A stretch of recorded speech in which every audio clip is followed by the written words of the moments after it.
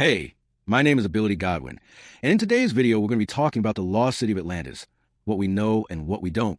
But first, do you guys know what Atlantis is? Because every time that name pops up, it feels like a secret the ocean has been hiding from the world. Some people swear it was a real civilization with insane wealth, power, and knowledge. Others say it was just a story meant to teach a lesson. But here's the crazy part. The more you search, the more mysterious it gets. And I'm about to tell you a story you never thought existed. So take a chill pill and stay with me. Let's get on the ride. Atlantis is the kind of story that refuses to stay buried. A shining island kingdom, impossibly wealthy, technologically impressive, then gone in a catastrophe, so sudden it feels like a warning shot from history itself. But here's the catch. The closer you get to Atlantis, the more it turns into a test, not just of archaeology, but of how we decide what counts as truth. To talk about Atlantis properly, we need to separate three things. First, what the earliest source actually says. Second, what later generations added. And third, what modern evidence can or can't support. Because Atlantis doesn't begin as an internet mystery or a treasure hunt. It begins in philosophy. Atlantis enters a written record through Plato in two dialogues, Timaeus and Critias. Plato frames Atlantis as a story passed down through a chain. Egyptian priests told it to Solon. Solon brought it to Athens, and Critias inherited the tale and repeats it. That structure is important, because it's not how an eyewitness report sounds.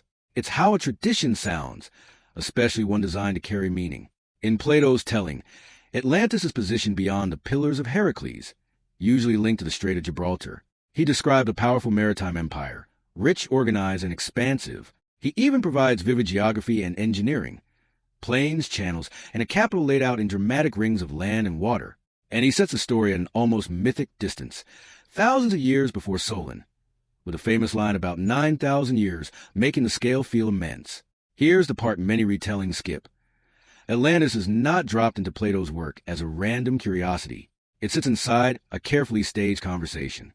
Scholars point out that Plato often uses myth-like narratives to communicate ideas, especially political and moral ones. In this framing, Atlantis becomes a mirror. An empire that grows powerful, drifts into arrogance, and collapses. Whether or not Plato intended literal history, the structure works like a warning about hubris, power, and fragility of civilization. Mainstream reference works tend to treat Atlantis as legendary, or probably a mere legend, even while acknowledging that real events might have inspired parts of the story. The problem is simple. Outside Plato, we don't have a confirmed Atlantis dossier, an historical record that matches his description in a verifiable way. That doesn't make the story useless. It just tells us what kind of evidence we're working with. Two real-world disasters show up again and again in serious discussion. One is Thera/Santorini, a catastrophic eruption in the Aegean that damaged island societies and triggered tsunamis. It's often floated as a disaster that could echo through memory and myth, even if Plato's timeline doesn't align neatly. Another is Helike, a Greek city reportedly destroyed and submerged after an earthquake and tsunami in 373 BCE. Modern researchers revisit the Helike event as a documented ancient catastrophe that helps explain why sunken city narratives are believable to people living near unstable coasts.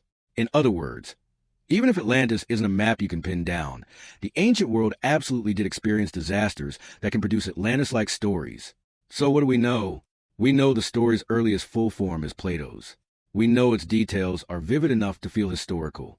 And we know that the world Plato lived in was close to real catastrophes. Earthquakes, tsunamis, civilizational shocks that make the idea of a sudden disappearance plausible.